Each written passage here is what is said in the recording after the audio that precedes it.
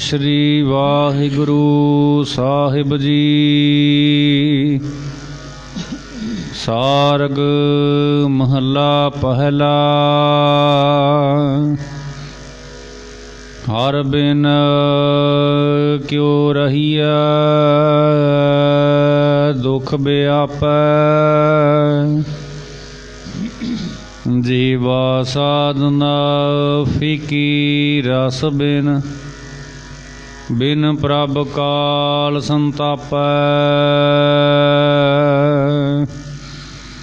हर बिन क्यों रहिया दुख व्यापै।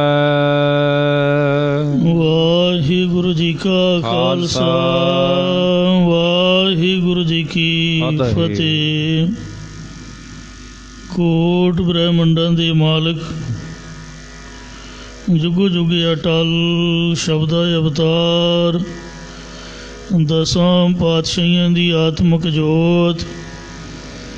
धन धन सतगुरु श्री गुरु ग्रंथ साहिब सच्चे पातशाह जी महाराज जी दी पवित्र पावन हजूरी दे विच जुड़ मिल बैठी गुरु रूप गुरु खालसा साध संगत जीओ।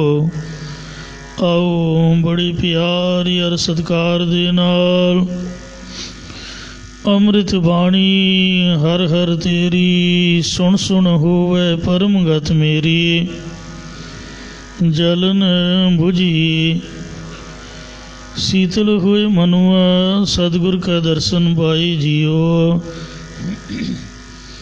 सतगुरां दी पवित्र अमृत बाणी दी कथा विचार व्याख्या सो सरवण करके लाहा प्राप्त करो जी। एक बार उच्चारण करो सतनाम श्री वाहिगुरु जी। सतनाम श्री वाहिगुरु साहिब जी। सारग महला पहला। आप नारायण कलाधार जग में परवरियो। निरंकार आकार ज्योत जग मंडल करियो।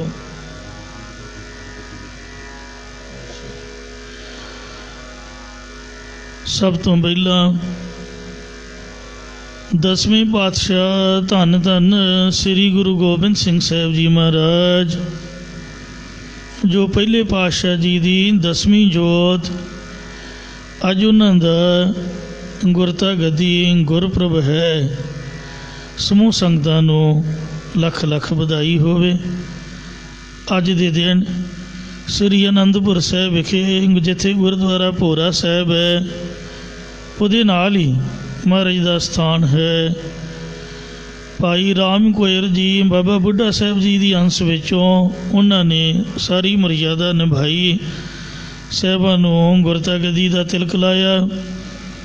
अते जो भाई गुरदत्ता जी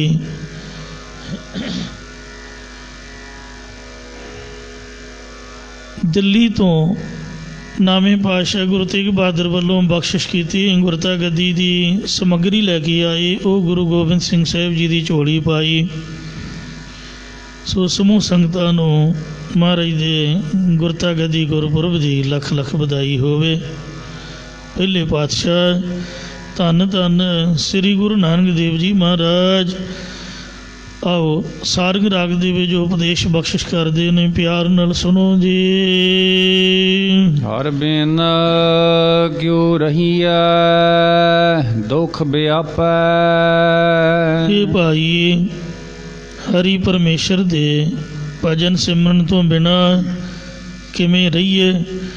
क्योंकि प्रभु सिमरन तो बगैर जमण मरण दा अज्ञान दा दुख लग्या ही रहिंदा है। भावें दुख लग जाए परमेश्वर तो बिना किवें रहिए भाव रेहा नहीं जांदा। जीवा साधना फीकी रस बिन। रसना दे विच नाम दा स्वाद नहीं है ते रस प्रेम तो बिना जिहड़ी रसना वो फिक्की बेरसी वालियां गल्लां करदी है अते ਮਹਾਰਾਜ ਫਰਮਾਉਂਦੇ ਨੇ, ਬਿਨ ਪ੍ਰਭ ਕਾਲ ਸੰਤਾਪੈ। ਪਰਮੇਸ਼ਰ ਦੀ ਪ੍ਰਾਪਤੀ ਤੋਂ ਬਿਨਾਂ ਇਹਨਾਂ ਜੀਵਾਂ ਨੂੰ ਕਾਲ ਹੀ ਦੁੱਖ ਦਿੰਦਾ ਰਹਿੰਦਾ ਹੈ, ਜਾਂ ਹਰੇਕ ਜਨਮ ਦੇ ਅੰਤ ਵਿੱਚ ਸਤਾਉਂਦਾ ਹੀ ਰਹਿੰਦਾ ਹੈ। ਵਿਸ਼ਰਾਮ ਦੇ ਕਰ ਫਰਮਾਨ ਕਰਦੇ ਨੇ, ਜਬ ਲਗ ਦਰਸਨਾ ਪਰਸੈ ਪ੍ਰੀਤਮ। ਜਦ ਤੱਕ ਪਿਆਰੇ ਪਰਮੇਸ਼ਰ ਗੁਰੂ ਦੇ ਦਰਸ਼ਨਾਂ ਨੂੰ ਪਰਸੀਦਾ ਨਹੀਂ ਹੈ। ਅਬ ਲਗ ਭੂਖ ਪਿਆਸੀ। ਤਦੋਂ ਤੱਕ ਪਦਾਰਥਾਂ ਦੇ ਖਾਣ ਦੀ ਭੁੱਖ ਤੇ ਰਸਾਂ ਗਸਾਂ ਦੇ ਪੀਣ ਦੀ ਪਿਆਸ ਜਾਂ ਤ੍ਰਿਸ਼ਨਾ ਰੂਪੀ ਤ੍ਰੇ ਲੱਗੀ ਰਹਿੰਦੀ ਹੈ। ਦਰਸ਼ਨ ਦੇਖਤ ਹੀ ਮਨ ਮਾਨਿਆ। ਅੰਤਰਜਾਮੀ ਅਕਾਲ ਪੁਰਖ ਦੇ ਦਰਸ਼ਨ ਦੀਦਾਰ ਦੇਖਦਿਆਂ ਹੀ ਜੋ ਚਿੱਤ ਹੈ ਉਸ ਦੇ ਸਰੂਪ ਦੇ ਵਿੱਚ ਇਉਂ ਮੰਨ ਗਿਆ ਹੈ। ਜਲ ਰਸ ਕਮਲ ਬੇਗਾਸੀ। ਜਿਵੇਂ ਜਲ ਪਾਣੀ ਦੇ ਰਸ ਸੰਗ ਕਰਕੇ ਕਮਲ ਦਾ ਫੁੱਲ ਖਿੜ ਪੈਂਦਾ ਹੈ, ਜਾਂ ਇਸੇ ਪ੍ਰਕਾਰ ਰਸ ਰੂਪ ਬ੍ਰਹਮ ਦੇ ਪ੍ਰੇਮ ਰੂਪ ਪਾਣੀ ਨਾਲ ਹਿਰਦੇ ਰੂਪੀ ਕੌਲ ਦੀ ਬਿਰਤੀ ਬਿਗਾਸੀ ਖਿੜ ਆਈ ਹੈ, ਜਾਂ ਬਿਗਾਸੀ ਆਨੰਦ ਦੇ ਸਹਿਤ ਹੋ ਗਈ ਹੈ। ਊਨਵ ਕਨਹਾਰ ਗਰਜੈ ਬਰਸੈ। ਜਿਸ ਵਕਤ ਬੱਦਲ ਝੁਕ ਕੇ ਗਰਜਦਾ ਅਤੇ ਵਰਸਦਾ ਹੈ, ਭਾਵ ਵਰਖਾ ਕਰਦਾ ਹੈ। ਕੋਕਿਲ ਮੋਰ ਬੈਰਾਗੈ। ਉਸ ਵੇਲੇ ਕੋਇਲ ਵੈਰਾਗ ਦੇ ਨਾਲ ਕੂਕਣ ਲੱਗ ਜਾਂਦੀ ਹੈ, ਅਤੇ ਮੋਰ ਵੈਰਾਗ ਦੇ ਵਿੱਚ ਪਹਿਲਾਂ ਬੋਲਦਾ ਅਤੇ ਖੁਸ਼ ਹੋ ਕੇ ਬੋਲਦਾ ਹੈ। ਊਨਵ ਕਨਹਾਰ ਗਰਜੈ ਬਰਸੈ। ਇਸੇ ਪ੍ਰਕਾਰ ਜਦ ਅਕਾਲ ਪੁਰਖ ਰੂਪ ਬਦਲ ਕਿਰਪਾਲੂ ਹੋਂ ਰੂਪ ਝੋਕੇ ਉਪਦੇਸ਼ ਦੇ ਅਨੁਰੂਪ ਗਰਜਦੇ ਅਤੇ ਬ੍ਰਹਮ ਗਿਆਨ ਦੀ ਦਾਤ ਦੇ ਅਨੁਰੂਪ ਵਰਸਦੇ ਹਨ, ਜਾਂ ਮਹਾਂਵਾਕਾਂ ਦਾ ਉਪਦੇਸ਼ ਦੇ ਅਨੁਰੂਪ ਗਰਜਦੇ ਤੇ ਪਦਾਰਥਾਂ ਨੂੰ ਦੇਣ ਨੂੰ ਵਰਖਾ ਕਰਦੇ ਨੇ, ਤਦ ਸੰਤਾਂ ਮਹਾਤਮਾ ਦੀ ਜੋ ਜ਼ਬਾਨ ਹੈ ਤਰਵ ਕੋਕਿਲ ਮੋਰ। ਕੋਕਿਲ ਮੋਰ ਬੈਰਾਗੈ। ਇਹ ਕੋਇਲਾ ਵਾਂਗ ਵੈਰਾਗ ਦੇ ਸਹਿਤ ਕੂਕਦੀ ਹੈ, ਤੇ ਮਨ ਰੂਪੀ ਮੋਰ ਵੈਰਾਗ ਦੇ ਬਚਨ ਬੋਲਦਾ ਹੋਇਆ ਸ਼੍ਰਵਣ ਮੰਨਣ ਨਿਧਿਆਸਨ ਰੂਪ ਪਹਿਲਾਂ ਪਾਉਂਦਾ ਹੈ, ਜਾਂ ਸੰਤਾਂ ਦੀ ਬੁੱਧ ਰੂਪ ਕੋਇਲ ਨਿਰਣਾ ਕਰਨ ਰੂਪ ਕੂਕਦੀ ਹੈ, ਅਤੇ ਮਨ ਰੂਪੀ ਮੋਰ ਵੈਰਾਗ ਦੇ ਸਹਿਤ ਹੁੰਦਾ ਹੈ। ਤਰਵਾਰ ਬਿਰਖ ਬਿਹੰਗ ਪੋਯੰਗਮ। ਜਿਵੇਂ ਬਾਗਾਂ ਦੇ ਵਿੱਚ ਫਲਾਂ ਵਾਲੇ ਬ੍ਰਿਕਸ਼ ਬਿਰਖ ਮਾਰੂਥਲਾਂ ਦੇ ਵਿੱਚ ਆਪਣੇ ਆਪ ਉਗੇ ਹੋਏ ਬ੍ਰਿਕਸ਼ ਤੇ ਬੇਹੰਗ ਪੰਛੀ ਆਦਿਕ ਜੋ ਵੀ ਹਨ, ਇਹ ਭੁਯੰਗਮ ਸੱਪ ਆਦਿਕ ਵਰਖਾ ਪੈਣ ਤੋਂ ਖੁਸ਼ੀ ਵਿੱਚ ਆਉਂਦੇ ਹਨ। ਇਸੇ ਪ੍ਰਕਾਰ ਘਰ ਪੀਰ ਧਨ ਸੁਹਾਗੈ।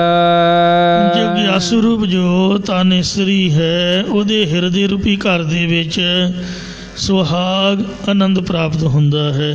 ਜਦ ਗੁਰੂ ਪਤੀ ਰੂਪ ਘਰ ਆਉਂਦਾ ਹੈ, ਜਾਂ ਬੱਦਲ ਰੂਪ ਦੇ ਵਿੱਚ ਵਰਖਾ ਪਾਉਂਦਾ ਹੈ, ਇਸੇ ਪ੍ਰਕਾਰ ਤਰਵਾਰ ਬਿਰਖ ਬਿਹੰਗ ਪੋਯੰਗਮ। ਬਿਰਖ ਬਿਹੰਗ ਜਿਸ ਪ੍ਰਕਾਰ ਵਰਖਾ ਪੈਣ ਤੋਂ ਬਾਗਾਂ ਦੇ ਫਲਦਾਰ ਬ੍ਰਿਕਸ਼ ਅਤੇ ਬਿਹੰਗ ਪੰਛੀ ਖੁਸ਼ ਹੁੰਦੇ ਨੇ, ਜਾਂ ਪੰਛੀ ਬ੍ਰਿਕਸ਼ਾਂ ਦੇ ਫਲ ਫੁੱਲ ਖਾ ਕੇ ਪ੍ਰਸੰਨ ਹੁੰਦੇ ਨੇ, ਅਤੇ ਤਰਵਰ ਪੋਯੰਗਮ ਤਰ ਵਰ ਵਰ ਸ੍ਰੇਸ਼ਟ ਤਰ ਬ੍ਰਿਕਸ਼ ਚੰਦਨ ਦੇ ਨਾਲ ਮਿਲ ਕੇ ਭੁਜੰਗਮ ਸੱਪ ਜ਼ਹਿਰ ਦੀ ਤਪਸ਼ ਤੋਂ ਠੰਡ ਪ੍ਰਾਪਤ ਕਰਦੇ ਨੇ, ਭਾਵ ਸ਼ੀਤਲ ਚੰਦਨ ਦੇ ਨਾਲ ਲਪਟੇ ਰਹਿੰਦੇ ਨੇ। ਇਸੇ ਪ੍ਰਕਾਰ ਜਗਿਆਸੂ ਰੂਪ ਪੰਛੀ ਗਿਆਨ ਰੂਪੀ ਫਲ, ਧਰਮ ਰੂਪੀ ਫੁੱਲ ਅਤੇ ਸ਼ੁਭ ਗੁਣਾਂ ਰੂਪ ਪੱਤਰਿਆਂ ਨੂੰ ਪ੍ਰਾਪਤ ਕਰਕੇ ਪ੍ਰਸੰਨ ਹੁੰਦੇ ਹਨ।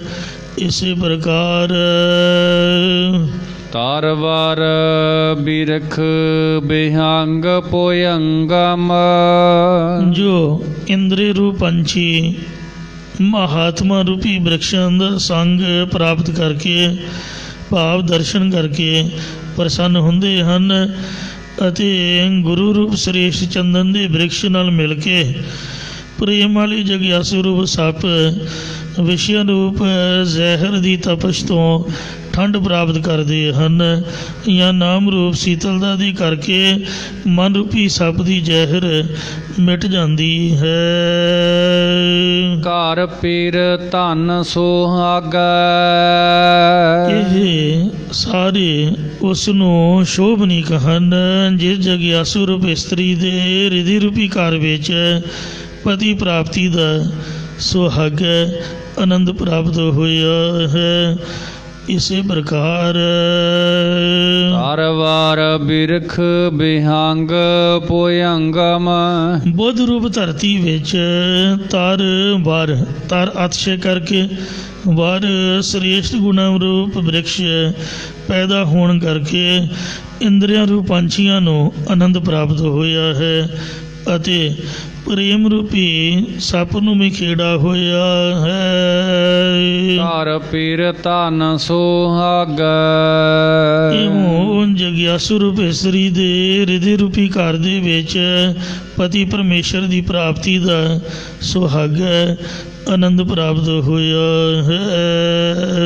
ਕੁਚਿਲ ਕਰੂਪ ਕੁਨਾਰ ਕੁਲਖਨੀ ਇਹ ਜੀਵ ਰੂਪ ਇਸਤਰੀ ਨੇ ਪੀਰ ਕਾ ਸਹਿਜ ਨਾ ਜਾਣਿਆ ਪਤੀ ਪਰਮੇਸ਼ਰ ਦੀ ਪ੍ਰਾਪਤੀ ਦਾ ਸਹਿਜ ਨਾਮ ਹੈ ਗਿਆਨ ਦਾ, ਸਰੂਪ ਦਾ ਗਿਆਨ ਨਹੀਂ ਜਾਣਿਆ। ਉਹ ਜੀਵ ਰੂਪ ਇਸਤਰੀ ਸਰੀਰ ਕਰਕੇ ਕੁਚਲ ਅਪਵਿੱਤਰ ਹੈ, ਬਦ ਚਲਨ ਹੈ, ਜਾਂ ਕੁਚਲ ਖੋਟੀ ਚਾਲ ਭਾਵ ਕੁਸੰਗਤ ਦੇ ਰਸਤੇ 'ਤੇ ਚੱਲਣ ਵਾਲੀ ਹੈ, ਅਤੇ ਕਰੂਪ ਦਿਲ ਦੀ ਸਫਾਈ ਰੂਪ ਤੋਂ ਰਹਿਤ ਹੈ। ਕੁਨਾਰ ਖੋਟੀ ਜੀਵ ਰੂਪ ਇਸਤਰੀ ਹੈ, ਭਾਵ ਖੋਟੇ ਕੰਮਾਂ ਨੂੰ ਕਰਨ ਵਾਲੀ ਇਸਤਰੀ ਹੈ। ਕੁਲਖਣੀ ਖੋਟੇ ਕਾਮ ਆਦਿਕ ਲੱਛਣਾਂ ਵਾਲੀ ਹੈ, ਜਾਂ ਉਹ ਆਪਣੀ ਸ਼ੁਭ ਗੁਣਾਂ ਰੂਪੀ ਕੁਲਾਂ ਨੂੰ ਖਣੀ ਨਾਸ਼ ਕਰਨ ਵਾਲੀ ਹੈ, ਅਰਥਾਤ ਜਿਸ ਦੇ ਹੁੱਡਾਂ ਨਿਕਲੀਆਂ ਹੋਣ ਅਤੇ ਦਾੜ੍ਹੀ ਆਈ ਹੋਵੇ ਉਸ ਇਸਤਰੀ ਨੂੰ ਕੁਲਖਣੀ ਮੰਨਦੇ ਨੇ। ਇਸੇ ਪ੍ਰਕਾਰ ਜਿਸ ਦੇ ਹੰਗਤਾ ਦੀਆਂ ਹੁੱਡਾਂ ਨਿਕਲੀਆਂ ਹੋਣ ਅਤੇ ਨਿੰਦਿਆ ਰੂਪ ਦਾੜ੍ਹੀ ਨਿਕਲੀ ਹੋਵੇ ਉਹ ਜੀਵ ਰੂਪ ਇਸਤਰੀ ਕੁਲਖਣੀ ਹੁੰਦੀ ਹੈ। ਗੁਰਮਤਿ ਦੇ ਵਿੱਚ ਤਾਂ ਜੋ ਗੁਰਬਾਣੀ ਪੜ੍ਹਨ ਵਾਲੀਆਂ ਬੀਬੀਆਂ ਉਹ ਤਾਂ ਰੱਬ ਦਾ ਰੂਪ ਨੇ, ਦਰਸ਼ਨ ਕਰਕੇ ਮਨ ਸ਼ਾਂਤ ਹੁੰਦਾ ਹੈ। ਬੰਦੇ ਦੇ ਹਿਰਦੇ 'ਚ ਗੁਣ ਹੋਣ ਸਹੀ, ਉਹਦਾ ਚਿੱਤ ਰੱਬ ਦੇ ਚਰਨਾਂ ਜੁੜਿਆ ਹੋਵੇ ਸਹੀ। ਮੈਨੂੰ ਯਾਦ ਹੈ ਵੀ ਪੰਜਾਂ ਪਿਆਰਿਆਂ ਦੇ ਨਾਲ ਯਾਤਰਾ ਗਏ ਮਨੀਕਰਨ ਸਾਹਿਬ, ਉੱਥੇ ਦੇਵਾ ਜੀ ਨੇ, ਉਹ ਕਿਸੇ ਨੂੰ ਮਿਲਦੇ ਨਹੀਂ, ਭੋਰੇ 'ਚ ਰਹਿੰਦੇ ਨੇ ਅਤੇ ਸਹਿਜ ਅਵਸਥਾ ਉਹਨਾਂ ਦੀ, ਕੋਈ ਭੱਜ ਨੱਠ ਵਾਲੀ ਗੱਲ ਨਹੀਂ, ਕੰਮਕਾਰ ਉਹਨਾਂ ਦੇ ਭੈਣ ਦੇ ਪਤੀ ਸਾਂਭਦੇ ਨੇ। ਆਪਾਂ ਟਾਈਮ ਲਿਆ, ਬੇਨਤੀ ਕੀਤੀ ਵੀ ਸਾਨੂੰ ਦਰਸ਼ਨ ਦਿਓ ਜੀ। ਬੀਬੀ ਭੈਣਾਂ ਹੋਰ ਵੀ ਬੜੀਆਂ ਕੁੜੀਆਂ ਭੋਰੇ 'ਚ ਉਹਨਾਂ ਦਾ ਕੰਮ ਹੀ ਕੀਰਤਨ ਕਰਨਾ, ਬਸ ਉਹ ਕੀਰਤਨ ਕਰਦੇ ਅਤੇ ਸਿਖਾਉਂਦੇ, ਉੱਥੇ ਹੀ ਸੰਗਤ ਹੁੰਦੀ ਰਹਿੰਦੀ ਹੈ। ਆਪਾਂ ਪੁੱਜ ਕੇ ਉਹਨਾਂ ਦੇ ਚਰਨਾਂ 'ਚ ਪਹੁੰਚੇ, ਪੰਜ ਪਿਆਰੇ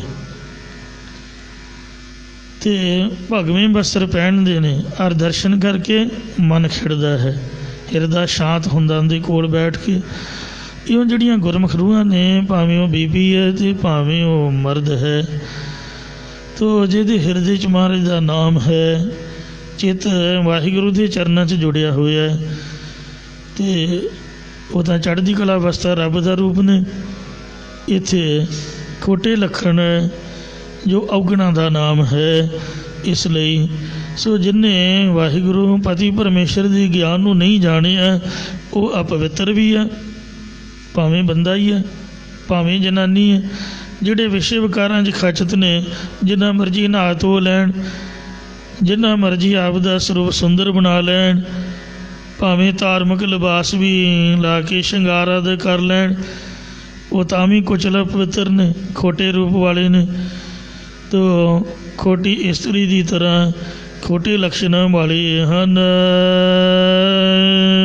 ਪੀਰ ਕਾ ਸਹਿਜ ਨਾ ਜਾਣਿਆ, ਜਿਨ੍ਹਾਂ ਪਤੀ ਪਰਮਾਤਮਾ ਦੇ ਗਿਆਨ ਨੂੰ, ਸਹਿਜ ਅਵਸਥਾ ਨੂੰ ਨਹੀਂ ਜਾਣਿਆ। ਅਤੇ ਜਿਹੜੇ ਸੰਤ ਮਹਾਂਪੁਰਖ ਭਾਵੇਂ ਵੇਖਣ ਨੂੰ ਹੋਰ ਤਰ੍ਹਾਂ ਦੇ ਹੀ ਲੱਗਣ, ਹੰਸਾਲੀ ਵਾਲੇ ਬਾਬਾ ਜੀ ਮਹਾਂਪੁਰਖ, ਉਹਨਾਂ ਦਾ ਚਿਹਰਾ ਮੂਹਰਾ ਆਮ ਲੋਕਾਂ ਦੇ ਨਾਲੋਂ ਕੁਝ ਵੱਖਰੀ ਕਿਸਮ ਦਾ ਵੇਖ ਕੇ ਇਨਸਾਨ ਸੋਚਦਾ ਕਿ ਇਹਨਾਂ ਮਹਾਂਪੁਰਖਾਂ ਦੇ ਚਿਹਰੇ ਨੂੰ ਕੀ ਹੋਇਆ। ਪਰ ਜੋ ਉਹਨਾਂ ਦੇ ਗੁਣ ਨੇ ਉਹਨਾਂ ਦੀ ਪੂਜਾ ਕਰਾਉਂਦੇ, ਉਹਨਾਂ ਦਾ ਸਤਿਕਾਰ ਕਰਾਉਂਦੇ। ਕੋਈ ਰੂਪ ਨੂੰ, ਕੋਈ ਸਰੀਰ ਨੂੰ ਨਹੀਂ ਪੂਜਦਾ, ਗੁਣਾਂ ਦੀ ਪੂਜਾ ਹੁੰਦੀ ਹੈ। ਸਤਿਕਾਰ ਮਹਾਰਾਜ ਦੇ ਨਾਮ ਦਾ ਹੈ। ਇਸ ਵਾਸਤੇ ਹਰ ਰਸ ਰੰਗ ਰਸਨ ਨਹੀਂ ਤ੍ਰਿਪਤੀ, ਜਿਸ ਦੀ ਰਸਨਾ ਜ਼ਬਾਨ ਹੋਰਨਾਂ ਰਸਾਂ ਦੇ ਵਿੱਚ ਫਸੀ ਹੋਣ ਕਾਰਨ ਹਰੀ ਪਰਮੇਸ਼ਰ ਦੇ ਪ੍ਰੇਮ ਰਸ ਦੇ ਵਿੱਚ ਤ੍ਰਿਪਤ ਨਹੀਂ ਹੋਈ ਹੈ, ਜਾਂ ਬਿਰਤੀ ਹਰੀ ਦੇ ਨਾਮ ਰਸ ਵਿੱਚ ਤੇ ਰਸਨਾ ਪ੍ਰੇਮ ਦੇ ਵਿੱਚ ਤ੍ਰਿਪਤ ਨਹੀਂ ਹੋਈ। ਦੁਰਮਤ ਦੁਖ ਸਮਾਨਿਆ, ਉਸ ਖੋਟੀ ਮਤ ਵਾਲੀ ਇਸਤਰੀ ਦਾ ਮਨ ਹਰ ਵਕਤ ਅਗਿਆਨ ਰੂਪ ਦੁੱਖ ਦੇ ਵਿੱਚ ਹੀ ਸਮਾਇਆ ਰਹਿੰਦਾ, ਮਿਲਿਆ ਰਹਿੰਦਾ ਹੈ। ਆਈ ਨਾ ਜਾਵੈ ਨਾ ਦੁੱਖ ਪਾਵੈ, ਗੁਰਮੁਖ ਇਸਤਰੀ ਨਾ ਜਨਮ ਧਾਰ ਕੇ ਆਉਂਦੀ ਹੈ ਤਾਂ ਨਾ ਮਰ ਕੇ ਕਿਤੇ ਜਾਂਦੀ ਹੈ, ਅਤੇ ਨਾ ਦੁੱਖ ਦਰਦ ਸਰੀਰੇ, ਨਾ ਹੀ ਜੰਮਣ ਮਰਨ ਦਾ ਉਸ ਨੂੰ ਦੁੱਖ ਕਸ਼ਟ ਹੁੰਦਾ, ਕਸ਼ਟ ਨਹੀਂ ਪਾਉਣਾ ਕਰਦੀ। ਅਤੇ ਨਾ ਹੀ ਉਸ ਦੇ ਮਨ ਦੇ ਵਿੱਚ ਕਿਸੇ ਪ੍ਰਕਾਰ ਦਾ ਦੁੱਖ ਹੁੰਦਾ ਹੈ, ਅਤੇ ਨਾ ਹੀ ਉਸ ਦੇ ਸਰੀਰੇ ਤਨ ਦੇ ਵਿੱਚ ਅਵਿਦਿਆ ਰੂਪ ਪੀੜਾ ਹੁੰਦੀ ਹੈ। ਨਾਨਕ ਪ੍ਰਭ ਤੇ ਸਹਿਜ ਸੁਹੇਲੀ, ਸਤਿਗੁਰੂ ਸਾਹਿਬ ਜੀ ਕਥਨ ਕਰਦੇ ਨੇ ਕਿ ਉਹ ਪਤੀ ਪਰਮੇਸ਼ਰ ਦੀ ਪ੍ਰਾਪਤੀ ਦੇ ਆਨੰਦ ਪ੍ਰਾਪਤ ਕਰਨ ਤੋਂ ਸੁਤੇ ਸਿੱਧ ਹੀ ਸੁਖੀ ਹੋਈ ਹੈ। ਪ੍ਰਭ ਦੇਖਤ ਹੀ ਮਨ ਧੀਰੇ, ਅਤੇ ਪਤੀ ਪਰਮੇਸ਼ਰ ਦੇ ਦਰਸ਼ਨ ਵੇਖਦਿਆਂ ਹੀ ਉਸ ਦਾ ਮਨ, ਉਸ ਦਾ ਚਿੱਤ ਧੀਰੇ ਧੀਰਜਤਾ ਦੇ ਸਹਿਤ ਹੋ ਗਿਆ ਹੈ। ਸਾਰਗ ਮਹੱਲਾ ਪਹਿਲਾ, ਸਾਰਗ ਰਾਗ ਦੇ ਵਿੱਚ ਪਹਿਲੇ ਪਾਤਸ਼ਾਹ ਧੰਨ ਸਤਿਗੁਰੂ ਨਾਨਕ ਦੇਵ ਸਾਹਿਬ ਜੀ ਮਹਾਰਾਜ ਪਵਿੱਤਰ ਫਰਮਾਨ ਕਰਦੇ ਨੇ। ਦੂਰ ਨਾਹੀ ਮੇਰੋ ਪ੍ਰਭ ਪਿਆਰਾ, ਮੇਰਾ ਅਤਿਅੰਤ ਪਿਆਰਾ ਪਰਮੇਸ਼ਰ ਦੂਰ ਨਹੀਂ ਹੈ। ਅਸੀਂ ਤਾਂ ਐਵੇਂ ਉਹਨੂੰ ਦੂਰ ਜਾਣਿਆ, ਜਿੰਨਾ ਕੋਈ ਸਮਝੇ ਓਨਾ ਦੂਰ ਹੈ। ਜੇ ਕੋਈ ਨੇੜੇ ਸਮਝੇ ਤਾਂ ਉਹ ਨੇੜੇ ਹੈ, ਨੀਰਾ ਨਾ ਹੀ ਦੂਰ, ਨਿਜ ਆਤਮਾ ਰਹਿਆ ਭਰਪੂਰ। ਭਾਵ ਸਾਰਿਆਂ ਦਾ ਆਤਮਾ ਰੂਪ ਹੋਣ ਕਰਕੇ ਨੇੜੇ ਹੈ। ਸਾਹ ਰਗ ਵੀ ਕਹਿੰਦੇ ਦੂਰ ਹੈ, ਉਹਦੇ ਤੋਂ ਵੀ ਨੇੜੇ ਹੈ। ਸਤਿਗੁਰ ਬਚਨ ਮੇਰੋ ਮਨ ਮਾਨਿਆ, ਜਦੋਂ ਦਾ ਮੇਰਾ ਮਨ, ਮੇਰਾ ਚਿੱਤ ਸਤਿਗੁਰਾਂ ਦੇ ਬਚਨਾਂ ਤੇ ਮੰਨ ਗਿਆ, ਪਤੀਜ ਗਿਆ ਹੈ। ਹਰ ਪਾਈ ਪ੍ਰਾਨ ਆਧਾਰਾ, ਤਦੋਂ ਦਾ ਪ੍ਰਾਣਾਂ ਦਾ ਆਸਰਾ ਰੂਪ ਹਰੀ ਪਰਮੇਸ਼ਰ ਪਾਉਣਾ ਕੀਤਾ ਹੈ। ਰਹਾ ਵਿਸ਼ਰਾਮ ਦੇ ਕੇ ਫਰਮਾਨ ਕਰਦੇ ਨੇ। ਹਿਨ ਬਿਦ ਹਰ ਮਿਲੀਐ ਵਰ ਕਾਮਨ। ਹੇ ਜਗਿਆਸੂ ਰੂਪ ਇਸਤਰੀਏ, ਇਸ ਤਰੀਕੇ ਦੇ ਨਾਲ ਪਤੀ ਪਰਮੇਸ਼ਰ ਨੂੰ ਮਿਲੀਦਾ ਹੈ। ਧਨ ਸੁਹਾਗ ਪਿਆਰੀ। ਜੋ ਜਗਿਆਸੂ ਰੂਪ ਇਸਤਰੀ ਪਤੀ ਪਰਮੇਸ਼ਰ ਨੂੰ ਪਿਆਰੀ ਲੱਗਦੀ ਹੈ, ਉਹਦਾ ਆਨੰਦ ਧਨਤਾ ਦੇ ਯੋਗ ਹੈ। ਜਾਂ ਜੋ ਇਸ ਤਰੀਕੇ ਭਾਵ ਗੁਰੂ ਉਪਦੇਸ਼ ਦੁਆਰਾ ਪ੍ਰਭੂ ਦੇ ਪ੍ਰਾਪਤੀ ਵਾਲੇ ਪਿਆਰ ਵਿੱਚ ਲੱਗੀ ਹੈ, ਉਸ ਦਾ ਸੁਹਾਗ ਧਨ ਹੈ। ਜਾਤ ਬਰਨ ਕੁਲ ਸਹਸਾ ਚੂਕਾ। ਜਿਸ ਦੀ ਜੋ ਮਿਰਤੀ ਹੈ, ਗੁਰਮਤਿ ਸ਼ਬਦ ਵਿਚਾਰੀ। ਗੁਰ ਸਿੱਖਿਆ ਦੁਆਰਾ ਸ਼ਬਦ ਬ੍ਰਹਮ ਦੀ ਵਿਚਾਰ ਵਾਲੀ ਹੋ ਗਈ ਹੈ। ਜਾਂ ਗੁਰਮਤਿ ਨੂੰ ਧਾਰਨ ਕਰਕੇ ਗੁਰ ਉਪਦੇਸ਼ ਦੀ ਵਿਚਾਰ ਵਾਲੀ ਹੋ ਗਈ ਹੈ। ਉਸ ਦੇ ਹਿਰਦੇ ਵਿੱਚੋਂ ਜਾਤੀ ਵਰਨ ਖੱਤਰੀ ਬ੍ਰਾਹਮਣ ਆਦਿਕ ਵਰਨਾਂ ਦਾ ਅਤੇ ਚੰਗੀ ਕੌਲਾਦਿਕ ਦਾ ਜੋ ਸਹਿਸਾ ਸੰਸਾ ਸੀ ਉਹ ਚੁੱਕਿਆ ਜਾਂਦਾ ਹੈ। ਜਾਂ ਜਾਤੀ ਵਰਨ ਕੁਲ ਦਾ ਅਭਿਮਾਨ ਅਤੇ ਪ੍ਰਮਾਣਗਤ ਸੰਸਾਧਕ ਚੁੱਕਿਆ ਜਾਂਦਾ, ਦੂਰ ਹੋ ਜਾਂਦਾ ਹੈ। ਜਾਂ ਉਸ ਦੀ ਜਾਤ ਬੁੱਧੀ ਆਤਮ ਸ਼ੈਣੀ ਹੋ ਗਈ ਹੈ ਅਤੇ ਉਸ ਨੂੰ ਵਰਨ ਭਾਵ ਪਰਮੇਸ਼ਰ ਦਾ ਪ੍ਰੇਮ ਪ੍ਰਾਪਤ ਹੋ ਜਾਂਦਾ ਹੈ ਅਤੇ ਉਸ ਦੇ ਹਿਰਦੇ ਅੰਦਰੋਂ ਪ੍ਰਮਾਣਗਤ ਪਰਮੇਗਤ ਆਦਿਕ ਸੰਸਾ ਵੀ ਚੁੱਕਿਆ ਜਾਂਦਾ ਹੈ। ਜਿਸ ਮਨ ਮਾਨੈ ਅਭਿਮਾਨ ਨਾ ਤਾਕਾ। ਜਿਸ ਦਾ ਮਨ ਚਿੱਤ ਪਤੀ ਪਰਮੇਸ਼ਰ ਵਿੱਚ ਮੰਨ ਜਾਂਦਾ ਹੈ, ਜਾਂ ਜਿਸ ਉੱਤੇ ਪਰਮੇਸ਼ਰ ਦਾ ਮਨ ਮੰਨ ਜਾਂਦਾ ਹੈ, ਉਸ ਨੂੰ ਕਦੇ ਵੀ ਗੁਣਾ ਆਦਿਕ ਦਾ ਜੋ ਹੰਕਾਰ ਹੈ ਉਹ ਨਹੀਂ ਫੁਰਦਾ ਅਤੇ ਉਹ ਹਿੰਸਾ ਜੀਵ ਘਾਤ ਅਤੇ ਲੋਭ ਆਦਿਕ ਨੂੰ ਮਹਾਰਾਜ ਕਹਿੰਦੇ ਨੇ ਹਿੰਸਾ ਲੋਭ ਵਿਸਾਰੇ। ਹਿੰਸਾ ਤੇ ਲੋਭ ਆਦਿਕ ਨੂੰ ਵਿਸਾਰ ਦਿੰਦੀ, ਭਾਵ ਉਹ ਮਨ ਕਰਕੇ ਕਿਸੇ ਦਾ ਬੁਰਾ ਨਹੀਂ ਚਿਤਵਦੀ, ਬਾਣੀ ਕਰਕੇ ਕਿਸੇ ਨੂੰ ਬੁਰਾ ਸ਼ਬਦ ਨਹੀਂ ਕਹਿੰਦੀ ਅਤੇ ਸਰੀਰ ਕਰਕੇ ਦੁੱਖ ਨਹੀਂ ਦਿੰਦੀ। ਇਉਂ ਮਨ ਬਾਣੀ ਸਰੀਰ ਕਰਕੇ ਹਿੰਸਾ ਨਹੀਂ ਕਰਦੀ ਅਤੇ ਉਸਨੇ ਪਦਾਰਥਾਂ ਦਾ ਲਾਲਚ ਵੀ ਅੰਦਰੋਂ ਵਿਸਾਰ ਦਿੱਤਾ ਹੈ। ਸਹਜ ਰਵੈ ਵਰ ਕਾਮਣ ਫਿਰ ਕੀ। ਜੋ ਜਗਿਆਸੂ ਰੂਪ ਇਸਤਰੀ ਪਤੀ ਪਰਮੇਸ਼ਰ ਦੀ ਚਾਹਵਾਨ ਹੈ, ਉਹ ਪਤੀ ਪਰਮੇਸ਼ਰ ਦੀ ਪ੍ਰਾਪਤੀ ਦੇ ਆਨੰਦ ਨੂੰ ਸਹਿਜ ਸੁਤੇ ਸਿੱਧ ਹੀ ਰਵੈ ਮਾਣਦੀ ਹੈ। ਜਾਂ ਗਿਆਨ ਸਰੂਪ ਪਤੀ ਪਰਮੇਸ਼ਰ ਦੇ ਆਨੰਦ ਨੂੰ ਮਾਣਦੀ ਹੈ ਅਤੇ ਉਸ ਦੇ ਮਨ ਨੂੰ ਗੁਰਮੁਖ ਰੰਗ ਸਵਾਰੇ। ਗੁਰਮੁਖ ਮੁਖੀ ਗੁਰਾਂ ਦੁਆਰਾ ਪਤੀ ਪਰਮੇਸ਼ਰ ਨੇ ਪੂਰਨ ਰੰਗ ਆਨੰਦ ਦੇ ਸਹਿਤ ਜਾਂ ਰੰਗ ਪ੍ਰੇਮ ਦੇ ਨਾਲ ਸੰਵਾਰਨਾ ਕੀਤਾ ਹੈ। ਜਾਰੋ ਐਸੀ ਪ੍ਰੀਤ ਕੁਟੰਬ ਸਨ ਬੰਦੀ। ਮਹਾਰਾਜ ਕਹਿੰਦੇ ਨੇ ਐਸੀ ਕੁਟੰਬ ਪਰਿਵਾਰ ਅਤੇ ਸੰਬੰਧੀਆਂ ਦੀ ਪ੍ਰੀਤੀ ਨੂੰ ਬ੍ਰਹਮ ਅਭਿਆਸ ਰੂਪ ਅਗਨੀ ਦੇ ਨਾਲ ਸਾੜ ਸੁੱਟੋ। ਧੰਨ ਗੁਰੂ ਨਾਨਕ ਦੇਵ ਮਹਾਰਾਜ ਧੰਨ ਹਨ। ਸੱਚਮੁੱਚ ਹੀ ਉਹਨਾਂ ਨੇ ਜ਼ਿੰਦਗੀ ਭਰ ਕਿਸੇ ਪਰਿਵਾਰਕ ਮੈਂਬਰ ਦਾ ਮੋਹ ਨਹੀਂ ਕੀਤਾ। ਲੋਕ ਬੱਚਿਆਂ ਨੂੰ ਤਰਸਦੇ ਨੇ, ਸਤਿਗੁਰੂ ਦੇ ਬੱਚੇ ਸਨ, ਉਹ ਵੀ ਮਹਾਂਪੁਰਖ ਹੀ ਪੈਦਾ ਹੋਏ। ਬੇਬੇ ਨਾਨਕੀ ਜੀ ਨੇ ਸੁਲਤਾਨਪੁਰ ਲੋਧੀ ਤੋਂ ਜਦ ਸਤਿਗੁਰੂ ਜੀ ਉਦਾਸੀਨ ਹੋ ਕੇ ਤੁਰਨ ਲੱਗੇ, ਪਹਿਲੀ ਉਦਾਸੀ ਪ੍ਰਾਰੰਭ ਕਰਨ ਲੱਗੇ, ਉਹਨਾਂ ਨੂੰ ਲਿਆ ਕੇ ਅੱਗੇ ਖੜੇ ਕਰ ਦਿੱਤਾ। ਕਹਿੰਦੇ ਭਰਾਤਾ ਜੀ, ਇਹਨਾਂ ਬੱਚਿਆਂ ਦਾ ਕੌਣ ਰਾਖਾ ਹੈ, ਕੌਣ ਇਹਨਾਂ ਦੀ ਸੰਭਾਲ ਕਰੇਗਾ। ਸਤਿਗੁਰੂ ਜੀ ਕਹਿਣ ਲੱਗੇ, ਬੇਬੇ ਜੀ, ਪਰਮਾਤਮਾ ਨੇ ਤੁਹਾਨੂੰ ਕੋਈ ਬੱਚਾ ਨਹੀਂ ਦਿੱਤਾ, ਸਮਝ ਲਓ ਕਿ ਰੱਬ ਨੇ ਇਹ ਤੁਹਾਨੂੰ ਹੀ ਦਿੱਤੇ ਨੇ। ਰੱਬ ਕੌਣ ਨੇ? ਸਤਿਗੁਰੂ ਨਾਨਕ ਦੇਵ ਜੀ। ਇਹ ਜਿਹੜੇ ਬੱਚੇ ਨੇ ਇਹ ਮੇਰੇ ਨਹੀਂ, ਇਹ ਤੁਹਾਡੇ ਨੇ।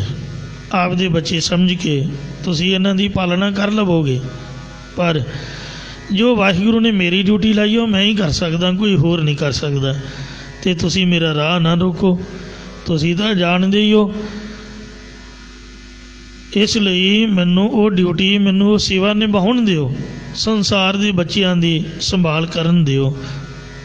ਕਲਗੀਧਰ ਦਸ਼ਮੇਸ਼ ਪਿਤਾ ਧੰਨ ਸ੍ਰੀ ਗੁਰੂ ਗੋਬਿੰਦ ਸਿੰਘ ਜੀ ਨੇ ਇਹ ਸਿੱਧ ਕਰਕੇ ਦਿਖਾ ਦਿੱਤਾ। ਆਮ ਲੋਕਾਂ ਦੀ ਇਹ ਧਾਰਨਾ ਹੈ, ਵੱਡੇ ਵੱਡੇ ਤਿਆਗੀ ਵਿਰਾਗੀ, ਆ ਜਿਹੜਾ ਵਸ਼ਿਸ਼ਟ ਮੁਨੀ ਹੋਇਆ ਇਹ ਬ੍ਰਹਮ ਰਿਸ਼ੀ ਹੋਇਆ ਹੈ। ਵਿਸ਼ਵਾਮਿੱਤਰ ਨੇ ਗੁੱਸੇ 'ਚ ਆ ਕੇ ਇਹਦੇ ਪਤਾ ਨਹੀਂ 100 ਪੁੱਤਰ ਮਾਰ ਦਿੱਤੇ ਸੀਗੇ। ਉਹ ਇਹਦੇ ਕੋਲ ਆਉਂਦਾ ਸੀਗਾ ਅਤੇ ਵਿਸ਼ਵਾਮਿੱਤਰ ਸੋਚਦਾ ਸੀ ਕਿ ਮੈਂ ਬ੍ਰਹਮ ਰਿਸ਼ੀ ਬਣ ਜਾਵਾਂ। ਵਿਸ਼ਨੂੰ ਭਗਵਾਨ ਕਹਿੰਦਾ ਵੀ ਤੈਨੂੰ ਜੇ ਵਸ਼ਿਸ਼ਟ ਕਹਿ ਦੇ ਤਾਂ ਤੂੰ ਬਣ ਸਕਦਾ। ਉਹ ਵਸ਼ਿਸ਼ਟ ਕਹਿੰਦਾ ਨਹੀਂ ਸੀਗਾ, ਕੱਪੜੇ ਪਾ ਕੇ ਆਉਂਦਾ ਸੀਗਾ ਰਾਜੇ ਮਹਾਰਾਜਿਆਂ ਵਾਲੇ, ਕਹਿੰਦਾ ਉਹ ਰਾਜ ਰਿਸ਼ੀ, ਜਾਂ ਜੇ ਨਿਕੰਮਾ ਕਹਿ ਦਿੰਦਾ ਵੀ ਮੈਨੂੰ ਬ੍ਰਹਮ ਰਿਸ਼ੀ ਕਹਿ, ਕਿਹਾ ਹੈ ਨਹੀਂ, ਉਹਨੂੰ ਦੱਸਿਆ ਹੈ ਨਹੀਂ। ਕੱਪੜੇ ਪਾ ਕੇ ਆਉਂਦਾ ਸੀ ਰਾਜਿਆਂ ਵਾਲੇ, ਅਤੇ ਉਹ ਵੇਖ ਕੇ ਜਿਸ ਤਰ੍ਹਾਂ ਦੇ ਕੱਪੜੇ ਉਹ ਰਾਜ ਰਿਸ਼ੀ ਬੋਲ ਦਿੰਦਾ, ਉਹਦਾ ਇੱਕ ਪੁੱਤਰ ਮਾਰ ਦਿੰਦਾ ਗੁੱਸੇ 'ਚ ਆ ਕੇ। ਇਉਂ ਪਤਾ ਨਹੀਂ 100 ਪੁੱਤਰ ਮਾਰ ਸੁੱਟੇ। ਜਦ ਇਹਨੂੰ ਪਤਾ ਲੱਗਾ ਵਸ਼ਿਸ਼ਟ ਨੂੰ, ਇੰਨਾ ਮੋਹ ਦਾ ਮਾਰਿਆ। ਸਾਧ ਸੰਗਤ ਜੀਓ, ਬਿਆਸ ਰਿਸ਼ੀ ਦੀ ਸਾਖੀ ਹੈ, ਆਪਣਾ ਵਸ਼ਿਸ਼ਟ ਮੁਨੀ ਦੀ ਹੋਈ ਹੈ। ਅਤੇ ਬਿਆਸ ਦਰਿਆ ਇਹਦੇ ਤੋਂ ਨਾਮ ਪਿਆ, ਕਿਉਂਕਿ ਇਹ ਮੋਹ ਦੇ ਵਿੱਚ ਖਫੇ ਹੋ ਗਿਆ, ਕਾਹਲਾ ਪੈ ਗਿਆ ਮਨ ਕਰਕੇ, ਮਰਨ ਲੱਗਾ ਵੀ ਮੈਂ ਖੁਦਕੁਸ਼ੀ ਕਰਨੀ ਹੈ। ਬਿਆਸ ਦਰਿਆ 'ਚ ਡੁੱਬ ਕੇ ਮਰਨ ਲੱਗਾ ਅਤੇ ਗਲ ਦੇ ਵਿੱਚ ਫਾਹ ਪਾ ਲਿਆ। ਫਾਹ ਪਾ ਕੇ ਜਦ ਪਾਣੀ ਛਾਲ ਮਾਰੀ ਅਤੇ ਪਾਣੀ ਨੇ ਸੋਚਿਆ ਮਣਾ ਮੈਂ ਸਾਧ ਤੋਂ ਕੀ ਲੈਣਾ, ਮੈਨੂੰ ਕਲੰਕ ਲੱਗੂ, ਲੋਕ ਕਹਿਣਗੇ ਦਰਿਆ ਨੇ ਸਾਧ ਡੋਬਤਾ। ਜਿਉਂਦੇ ਨੂੰ ਮਾਰੀਦਾ, ਮਰੇ ਨੂੰ ਕੀ ਮਾਰਨਾ, ਮੈਂ ਇਹ ਮਰਿਆ ਸੱਪ ਗਲ ਕਿਉਂ ਪਾਵਾਂ, ਇਹ ਤਾਂ ਪਹਿਲਾਂ ਹੀ ਮਰਿਆ ਰੋ ਰੋ ਕੇ। ਕਿੰਨਾ ਮੋਹ ਹੈ, ਉਹ ਰਿਸ਼ੀ ਹੈ, ਬ੍ਰਹਮ ਰਿਸ਼ੀ ਹੈ, ਅਤੇ ਮੋਹ ਵੇਖ ਬੱਚਿਆਂ ਦਾ ਕਿੰਨਾ, ਮੈਂ ਤਾਂ ਨਹੀਂ ਮਾਰਦਾ। ਪਾਣੀ ਨੇ ਉਹਦੀ ਫਾਹੀ ਖੋਲ੍ਹ ਦਿੱਤੀ ਅਤੇ ਮਾਰਿਆ ਚੁੱਕ ਕੇ ਬਾਹਰ ਨੂੰ। ਪਾਣੀ ਦਾ ਇਹ ਗੁਣ ਹੈ ਕਿ ਬੰਦੇ ਨੂੰ ਡੋਬਦਾ ਨਹੀਂ। ਇੱਕ ਵਾਰ ਜਦ ਬੰਦਾ ਡੁੱਬੇ, ਇੱਕ ਵਾਰ ਉੱਪਰ ਨੂੰ ਉੱਠਦਾ ਹੈ, ਸੰਭਲ ਜਾਏ ਤਾਂ ਸੰਭਲ ਜਾਏ। ਜੇ ਮੇਰੇ ਵਰਗਾ ਮਾੜਾ ਮੋਟਾ ਵੀ ਤਰਨਾ ਨਹੀਂ ਜਾਣਦਾ, ਹੱਥ ਪੈਰ ਹਿਲਾਉਂਦਾ ਹੀ ਨਹੀਂ, ਘਬਰਾ ਜਾਂਦਾ ਹੈ, ਫਿਰ ਤਾਂ ਭਲਾ ਰੱਬ ਹੀ ਰਾਖਾ ਹੈ। ਥੋੜ੍ਹਾ ਬਹੁਤਾ ਹੱਥ ਪੱਲਾ ਮਾਰ ਕੇ ਬੰਦਾ ਕੁਛ ਨਾ ਕੁਛ ਯਤਨ ਕਰਕੇ ਬਚ ਸਕਦਾ, ਇੱਕ ਮੌਕਾ ਦਿੰਦਾ ਹੈ। ਕਹਿੰਦੇ ਵੀ ਇਹਨੇ ਫਾਹੀ ਤੋੜ ਦਿੱਤੀ, ਉਹਦੇ ਤੋਂ ਨਾਂ ਪਿਆ ਬੇਪਾਸਾ। ਪਾਸ ਨਾਮ ਹੈ ਫਾਹੀ ਦਾ, ਬੇ ਨਾਮ ਹੈ ਰਹਿਤ ਦਾ। ਵਸ਼ਿਸ਼ਟ ਮੁਨੀ ਨੂੰ ਫਾਹੀ ਤੋਂ ਰਹਿਤ ਕਰਨ ਕਰਕੇ ਇਹਦਾ ਨਾਮ ਸੀ ਬਿਆਸਾ। ਫਿਰ ਸਤਲੁਜ ਡੁੱਬ ਕੇ ਮਰਨ ਲੱਗਾ। ਸਤਲੁਜ ਇਹਦਾ ਨਾਮ ਹੈ ਸਤਦਰਵ, ਤੀਰ ਸਤਦਰਵ ਗ੍ਰੰਥ ਸੁਧਾਰਾ। ਦਰਵ ਨਾਮ ਹੈ ਧਾਰਾਂ ਦਾ, ਪਾਣੀ ਦਾ। ਉਹ ਜਿਹੜਾ ਸਤਲੁਜ ਸੀਗਾ ਉਹਨੇ ਸੋਚਿਆ ਵੀ ਮੈਂ ਸਾਧ ਤੋਂ ਕੀ ਲੈਣਾ, ਕਲੰਕ ਲੱਗੂਗਾ। ਉਹ ਪਾਣੀ ਜਿਹੜਾ ਡੂੰਘਾ ਸੀ, ਗੋਡੇ ਗੋਡੇ ਜਾਂ ਗਲ ਗਲ ਕੁਛ ਵੀ, ਉਹ 7 ਧਾਰਾਂ ਹੋ ਕੇ ਵਗ ਤੁਰਿਆ, ਮਤਲਬ ਖਿਲਰ ਗਿਆ। ਗਿੱਟੇ ਵੀ ਨਹੀਂ ਇਹਦੇ ਡੁੱਬੇ। ਮੱਥਾ ਮੁੱਥਾ ਮਾਰ ਕੇ ਫਿਰ ਬਾਹਰ ਨਿਕਲ ਆਇਆ। ਫਿਰ ਇਹਨੇ ਸੋਚਿਆ ਵੀ ਮਰਾ, ਮੇਰੀ ਜ਼ਿੰਦਗੀ ਦਾ ਕੀ ਫਾਇਦਾ, ਬੱਚੇ ਤਾਂ ਹੈ ਨਹੀਂ, ਉਹ ਤਾਂ ਮਾਰੇ ਗਏ। ਇਹ ਕੇਸਗੜ੍ਹ ਸਾਹਿਬ ਦੀ ਪਹਾੜੀ ਨਾਲ ਟੱਕਰ ਮਾਰ ਮਾਰ ਕੇ ਇਹਨੇ ਕੱਢ ਲਿਆ ਖੂਨ। ਜਦ ਮਰਨ ਲੱਗਾ ਆਕਾਸ਼ਬਾਣੀ ਹੋਈ ਵੀ ਸਾਧਾ ਤੂੰ ਲੋਕਾਂ ਨੂੰ ਤਾਂ ਇੰਨਾ ਉਪਦੇਸ਼ ਦਿੰਦਾ ਅਤੇ ਆਪ ਤੇਰੀ ਹਾਲਤ ਵੀ ਕਿੰਨੀ ਬੁਰੀ ਹੋਈ ਪਈ ਹੈ। ਇਹ ਬੱਚੇ ਚੜ੍ਹਾਈ ਕਰ ਗਏ ਨੇ, ਜਿੰਨੇ ਦਿੱਤੇ ਉਹਨੇ ਲੈ ਲਏ। ਜਿਸ ਕੀ ਬਸਤ ਤਿਸੀ ਆਗਿਆ ਰਾਖੈ, ਪ੍ਰਭ ਕੀ ਆਗਿਆ ਮਾਨੈ ਮਾਥੈ, ਉਸ 'ਤੇ ਚੌਗਣ ਕਰੈ ਨਿਹਾਲ, ਨਾਨਕ ਸਾਹਿਬ ਸਦਾ ਦਿਆ। ਕਥਾ ਕਰਨੀ ਬੜੀ ਸੌਖੀ ਹੈ। ਪਤਾ ਉਦੋਂ ਲੱਗਦਾ ਜਦੋਂ ਕਿਸੇ ਧੀ ਪੁੱਤ 'ਤੇ ਬਿਪਤਾ ਆਉਂਦੀ ਹੈ, ਬੰਦਾ ਘਬਰਾ ਜਾਂਦਾ। ਜੇ ਚੰਗਾ ਭਲਾ ਬੰਦੇ ਦੇ ਪੈਰ ਹੇਠੋਂ ਜ਼ਮੀਨ ਨਿਕਲ ਜਾਂਦੀ ਹੈ। ਵੱਡੇ ਵੱਡੇ ਬੰਦੇ ਡਿੱਗ ਪਏ, ਰਾਮ ਜੀ ਨੇ ਵੇਖੋ ਮੋਹ ਦੇ ਮਾਰਿਆਂ ਨੇ ਲਵ ਤੇ ਕੁਸ਼ ਨੂੰ ਹੀ ਰਾਜ ਦਿੱਤਾ ਸੀਗਾ। ਹਨੂਮਾਨ ਦੇ ਕਰਮਾਂ 'ਚ ਕਛਹਿਰਾ ਹੀ ਲਿਖਿਆ ਸੀਗਾ, ਕਿੰਨੀ ਉਹਨੇ ਸੇਵਾ ਕੀਤੀ। ਇਸ ਵਾਸਤੇ ਚੰਗੀ ਚੀਜ਼ ਦਾ ਧੀਆਂ ਪੁੱਤਾਂ ਨੂੰ ਹੀ ਦਈਦੀ ਆ, ਭਾਵੇਂ ਲਵ ਕੁਸ਼ ਗਲੀ ਪਏ। ਰਾਮ ਚੰਦਰ ਤੇ ਲਛਮਣ ਨੂੰ ਮੁਰਸ਼ਦ ਕਰ ਦਿੱਤਾ ਸੀ, ਲੜੇ, ਯੁੱਧ ਕੀਤਾ, ਫਿਰ ਵੀ ਮੋਹ ਕਰਕੇ ਰਾਜ ਉਹਨਾਂ ਨੂੰ ਹੀ ਦਿੱਤਾ। ਅਵਤਾਰਾਂ ਦੇ ਤਰਕ ਤਾਂ ਨਹੀਂ ਕਰੀਦੀ, ਪਰ ਇਹ ਕੰਪੈਰੀਜ਼ਨ ਹੈ ਸਾਡੇ ਗੁਰੂਆਂ ਦਾ ਤੇ ਵਿਸ਼ਨੂੰ ਦੇ ਅਵਤਾਰਾਂ ਦਾ। ਸਾਡੇ ਲਈ ਤਾਂ ਭਗਵਾਨ ਨੇ, ਆਪਾਂ ਤਾਂ ਉਹਨਾਂ ਦੇ ਪੈਰਾਂ ਦੀ ਮੈਲ ਵੀ ਨਹੀਂ। ਮੈਂ ਗੁਰੂਆਂ ਦੇ ਨਾਲ ਕੰਪੈਰੀਜ਼ਨ ਕਰ ਰਿਹਾ, ਗੁਰੂ ਗੋਬਿੰਦ ਸਿੰਘ ਨਾਲ। ਸੱਚਮੁੱਚ ਹੀ ਸਭ ਤੋਂ ਵੱਡਾ ਸਤਿਗੁਰੂ ਨਾਨਕ ਕਿਉਂ ਹੈ ਕਿ ਮਹਾਰਾਜ ਨੇ ਸਾਰੀ ਉਮਰ ਧੀ ਪੁੱਤ ਦਾ, ਪਰਿਵਾਰ ਦਾ ਮੋਹ ਨਹੀਂ ਕੀਤਾ। ਤੇ ਕਲਗੀਧਰ ਮਹਾਰਾਜ ਸੱਚੇ ਪਾਤਸ਼ਾਹ ਧੰਨ ਹਨ।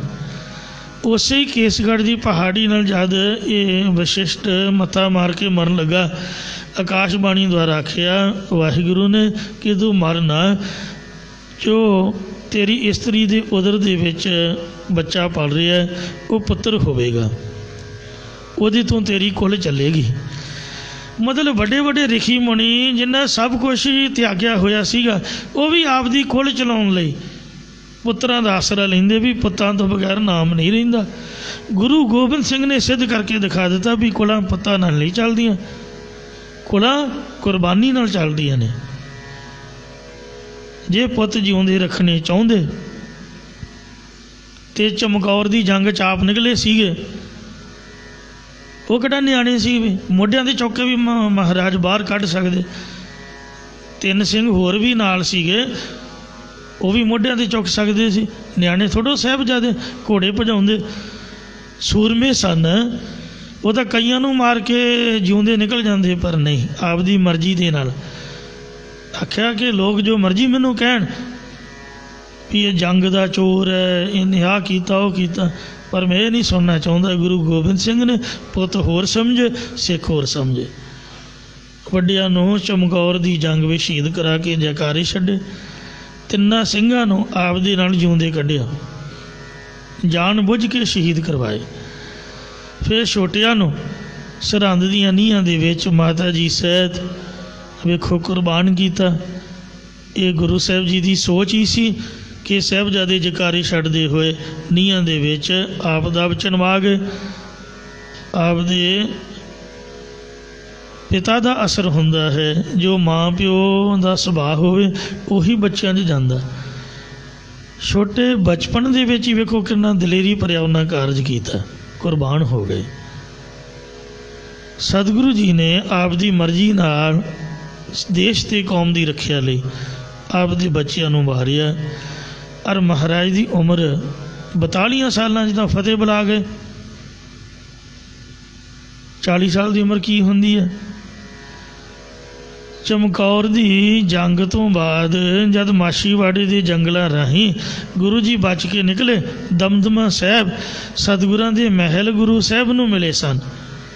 ਔਰ ਉਹਨਾਂ ਨੇ ਪੁੱਛਿਆ ਸੀ ਤਾਂ ਮਹਾਰਾਜ ਨੇ ਆਖਿਆ ਇਹਨੂੰ ਪਤਣਗੇ ਸੀਸ ਪਰ ਵਾਰ ਦੀਏ ਸੁਤ ਚਾਰ ਮੂਹੇ ਤੋਂ ਕਿਆ ਪਿਆ ਜੀਵਤ ਲੱਖ ਹਜ਼ਾਰ। ਫਿਰ ਹਜੂਰ ਸਾਹਿਬ ਤੱਕ ਮਾਤਾ ਜੀ ਨਾਲ ਹੀ ਸਨ। ਮੈਨੂੰ ਮਾਫ ਕਰਨਾ, ਗੁਰੂ ਜੀ ਦੀ ਮੌਜ ਹੀ ਸੀਗੀ। ਜੇ ਉਹ ਚਾਹੁੰਦੇ ਤਾਂ ਆਪਦੇ ਪਰਿਵਾਰ 'ਚ ਵਾਧਾ ਕਰ ਸਕਦੇ ਸੀਗੇ, ਹੋਰ ਸਾਹਿਬਜ਼ਾਦੇ ਪ੍ਰਗਟ ਹੁੰਦੇ, ਪਰ ਨਹੀਂ। ਮਹਾਰਾਜ ਦੀ ਸੋਚ ਬ੍ਰਹਮ ਦੀ ਲੀਨਤਾ ਵਾਲੀ। ਮਾਤਾ ਸਾਹਿਬ ਦੇਵਾਂ ਕੌਰ ਨੂੰ ਹੀ ਸਿੱਖਿਆ ਦਿੱਤੀ ਵੀ ਜਿਹੜੀਆਂ ਕੁਲਾਂ ਪੁੱਤਾਂ ਨਾਲ ਨਹੀਂ ਚੱਲਦੀਆਂ, ਕੁਰਬਾਨੀ ਨਾਲ ਅਮਰ ਰਹਿਣ ਵਾਲਾ ਪੁੱਤ ਤੇਰੀ ਝੋਲੀ ਪਾਵਾਂਗੇ। ਖਾਲਸਾ ਪੁੱਤ ਤੇਰਾ ਹੈ, ਪਾਇਆ ਵੀ ਤੋ ਉਹ ਹਮੇਸ਼ਾ ਸ਼ਾਂਤ ਅਵਸਥਾ ਵਿੱਚ ਰਹੇ। ਮਾਤਾ ਅਜੀਤ ਕੌਰ ਤਾਂ ਪਹਿਲਾਂ ਫਤਿਹ ਬੁਲਾ ਗਏ। ਮਾਤਾ ਸੁੰਦਰ ਕੌਰ ਜੀ ਚੜ੍ਹਦੀ ਕਲਾ ਦੇ ਸਹਿਤ, ਉਹਨਾਂ ਦਾ ਗੁਰਦੁਆਰਾ ਸਾਹਿਬ ਦਿੱਲੀ ਦੇ ਵਿੱਚ ਹੈ। ਉੱਥੇ ਉਹਨਾਂ ਦਾ ਕਰੋਲ ਬਾਗ ਵਿਖੇ ਅਸਥਾਨ ਹੈ। ਮਾਤਾ ਸਾਹਿਬ ਦੀਵਾਂ ਸੱਚਖੰਡ ਹਜੂਰ ਸਾਹਿਬ ਤੱਕ ਨਾਲ ਪਹੁੰਚੇ। ਤੋਂ ਬਾਅਦ ਵਿੱਚ ਮਹਾਰਾਜ ਨੇ ਸੱਚਖੰਡ ਜਾਣ ਤੋਂ ਪਹਿਲਾਂ ਉਹਨਾਂ ਨੂੰ ਦਿੱਲੀ ਭੇਜਿਆ। ਗੁਰੂ ਸਾਹਿਬ ਨੇ ਸਿੱਧ ਕਰ ਦਿੱਤਾ, ਇਉਂ ਮਾਇਆ ਮੋਹ ਪਸਾਰੀ, ਜੋ ਮਾਇਆ ਦੇ ਮੋਹ ਨੂੰ ਖਿਲਾਰਨ ਵਾਲੀ ਅਜਿਹੀ ਕੁਟੰਬ ਸੰਬੰਧੀ ਕੁਟੰਬ ਇਸਤਰੀ ਤੋਂ ਵਧੇ ਪਰਿਵਾਰ ਤੇ ਸੰਬੰਧੀਆਂ ਦੀ ਪ੍ਰੀਤੀ ਹੈ, ਇਸ ਨੂੰ ਜਾਰੋ। ਕਹਿੰਦੇ ਬ੍ਰਹਮ ਅਭਿਆਸ ਰੂਪ ਅਗਨੀ ਦੇ ਨਾਲ ਸਾੜ ਸੁੱਟਣਾ ਕਰੋ, ਇਹਨਾਂ ਨੂੰ ਜਾਲ ਦੇਵੋ। ਮਾਇਆ ਮੋਹ ਪਸਾਰੀ, ਜੋ ਮਾਇਆ ਦੇ ਮੋਹ ਨੂੰ ਖਿਲਾਰਨ ਵਾਲੀ ਇਹ ਜਿਹੜੀ ਪ੍ਰੀਤੀ ਹੈ। ਮਾਤਾ ਪ੍ਰੀਤਮ ਕੌਰ, ਮੇਰਾ ਸੁਭਾਅ ਹੈ ਵੀ ਮੈਂ ਕੋਈ ਨਾ ਕੋਈ ਬਚਨ ਸ਼ੁਰੂ ਕਰ ਲੈਂਦਾ। ਇੱਕ ਵਾਰ ਮੈਨੂੰ ਯਾਦ ਹੈ, ਉਹ ਮਹਿਤਿਓਂ ਜਲੰਧਰ ਤੱਕ ਮੇਰੇ ਨਾਲ ਆਏ, ਸੰਤ ਗਿਆਨੀ ਜਰਨੈਲ ਸਿੰਘ ਜੀ ਖਾਲਸਾ ਪਿੰਡਰਾਂ ਵਾਲਿਆਂ ਦੇ ਘਰੋਂ, ਮਾਤਾ ਪ੍ਰੀਤਮ ਕੌਰ। ਮੈਂ ਕਿਹਾ ਵੀ ਮਾਤਾ ਜੀ, ਸੰਤਾਂ ਦੀ ਬੜੀ ਮਹਿਮਾ ਸੋਭਾ ਸੁਣੀ ਅਤੇ ਦਰਸ਼ਨ ਵੀ ਕੀਤੇ ਨੇ, ਅਤੇ ਵੀ ਤੈਨੂੰ ਨਹੀਂ ਸੀ ਕਦੀ ਵੇਖਿਆ, ਤੇਰੀ ਕੀ ਹਾਲਤ ਸੀਗੀ? ਉਹ ਤਾਂ ਸੰਤ ਸੀਗੇ, ਵੀ ਤੇਰੇ ਨਾਲ ਕਿਵੇਂ ਸੀ ਉਹਨਾਂ ਦਾ ਮੇਲ ਜੋਲ? ਕਹਿੰਦੀ ਪੁੱਤ, ਨਾਲੇ ਠੰਡਾ ਹੋਕਾ ਲਿਆ, ਕੀ ਦੱਸੀਏ, ਅਸੀਂ ਤਾਂ ਤੁਹਾਡੇ ਵਰਗੇ ਹੀ ਸੀਗੇ, ਜਿਸ ਤਰ੍ਹਾਂ ਤੁਸੀਂ ਉਹਨਾਂ ਦੇ ਪੈਰਾਂ 'ਚ ਬਹਿੰਦੇ ਸੀ, ਨਾਨਕ ਨਿਵਾਸ ਪਲੰਘੇ 'ਤੇ ਬੈਠੇ ਹੁੰਦੇ, ਦਰਸ਼ਨ ਕਰਨ ਜਾਣਾ ਮਿੰਟ ਦੀ ਮਿੰਟ, ਜ਼ਿਆਦਾ ਟਾਈਮ ਨਹੀਂ, ਫਤਿਹ ਬੁਲਾਉਣੀ, ਅਤੇ ਜੇ ਕਿਸੇ ਬਚਨ ਕਰਨਾ ਜ਼ਰੂਰੀ ਤਾਂ 2 ਬਚਨ ਕਰਨੇ, ਬਸ ਜਾਓ ਆਪਦੇ ਘਰ ਨੂੰ। ਕਹਿੰਦੇ ਸੰਗਤ ਜਾਂਦੀ, ਮੰਮੀ ਸੰਗਤ ਨਹੀਂ ਉੱਥੇ ਪਹੁੰਚਦੀ, ਪੈਰਾਂ 'ਚ ਬਹਿ ਕੇ ਮੂੰਹ ਵੱਲ ਵੇਖੀ ਜਾਈਦਾ ਸੀ 2-4 ਮਿੰਟ 5 ਮਿੰਟ, ਜਿੰਨਾ 'ਚ ਲੋਕ ਬਹਿੰਦੇ ਇਸ ਤਰ੍ਹਾਂ ਹੀ ਬਹਿ ਕੇ ਅਤੇ ਬਹਿ ਬੋ ਕੇ ਆ ਜਾਈਦਾ ਸੀਗਾ। ਮੈਂ ਕਿਹਾ ਗੱਲਬਾਤ ਘਰ ਬਾਰੇ? ਕਹਿੰਦੇ ਨਹੀਂ। ਸੰਤਾਂ ਦੀ ਮਰਿਆਦਾ, ਟਕਸਾਲ ਦੇ ਮਹਾਂਪੁਰਖ ਦਮਦਮੀ ਟਕਸਾਲ ਦੇ ਮੁੱਖ ਸੇਵਾਦਾਰ ਜੋ ਵੀ ਬਣਦੇ ਨੇ, ਉਹਨਾਂ ਨੂੰ ਵਿਵਰਜਿਤ ਹੈ ਆਪਦੇ ਘਰ ਜਾਣਾ ਅਤੇ ਪਰਿਵਾਰ ਦੇ ਨਾਲ ਮਿਲਣਾ, ਜੇ ਮਿਲਣਾ ਸਿੰਘਾਂ ਦੇ ਵਿੱਚ, ਸੰਗਤ ਦੇ ਵਿੱਚ। ਮੈਂ ਕਿਹਾ ਵੀ 100 ਗੱਲਬਾਤ, ਛੋਟੇ ਛੋਟੇ ਨਿਆਣੇ ਬੱਚੇ ਹੀ ਸੀਗੇ, ਇੰਦਰਜੀਤ ਸੋਂ ਦੇ ਈਸ਼ਰ ਸੋਂ, ਵੀ ਇਹਨਾਂ ਦੀ ਪਰਵਰਿਸ਼, ਨਾ ਕੋਈ ਪੈਲੀ ਬੰਨਾ, ਨਾ ਕੋਈ ਠੇਕਾ, ਨਾ ਕੋਈ ਗੱਲ ਨਾ ਬਾਤ। ਇਹ ਕਿਹੜੀ ਟਰਾਂਸਪੋਰਟ ਚੱਲਦੀ ਸੀ ਵੀ ਗੁਜ਼ਾਰਾ?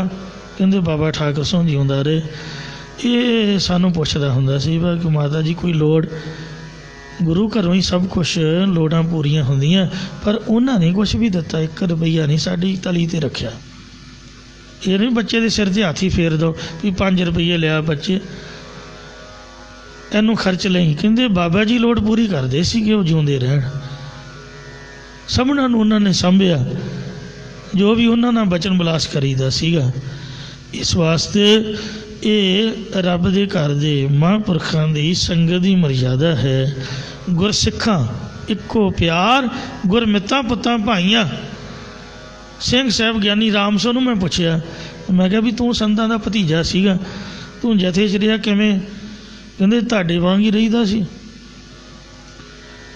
ਕੋਈ ਵਿਸ਼ੇਸ਼ ਸਾਡੇ ਨਾਲ ਮੋਹ ਨਹੀਂ ਸੀਗਾ। ਸੰਤ ਕਰਤਾਰ ਸਿੰਘ ਖਾਲਸਾ ਪਿੰਡਾਂ ਵਾਲਿਆਂ ਦਾ ਆਮ ਜਥੇ ਵਾਂਗ ਹੀ ਸੀਗਾ। ਇਸ ਵਾਸਤੇ ਮਹਾਰਾਜ ਕਹਿੰਦੇ ਵੀ ਇਸ ਮੋਹ ਨੂੰ ਸਾੜ ਦਿਓ। ਇਹ ਕਹਿਣਾ ਤਾਂ ਬੜਾ ਸੌਖਾ, ਪਰ ਇਹਨੂੰ ਕਮਾਉਣਾ ਬਹੁਤ ਹੀ ਕਠਿਨ ਹੈ। ਵੱਡੇ ਵੱਡੇ ਗੋਡੇ ਟੇਕ ਜਾਂਦੇ ਹਨ। ਜਿਸ ਅੰਦਰ ਪ੍ਰੀਤ ਰਾਮ ਰਸ ਨਾਹੀ।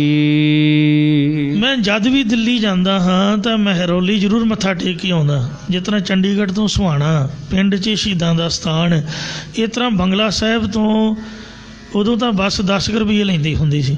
ਮਹਿਰੌਲੀ ਪਿੰਡ ਜਿੱਥੇ ਕੁਤਬ ਮੀਨਾਰ ਹੈ, ਉੱਥੇ ਬਾਬੇ ਬੰਦੇ ਬਹਾਦਰ ਦੀ ਜੋਤ ਜਗਦੀ, ਕਿਤੇ ਜਾ ਕੇ ਵੇਖਿਓ। ਉਦੋਂ ਦਾ ਗੁਰਦੁਆਰਾ ਛੋਟਾ ਜਿਹਾ ਹੀ ਆਮ ਪਿੰਡ 'ਚ ਹੀ ਜਿਸ ਤਰ੍ਹਾਂ ਹੋਵੇ।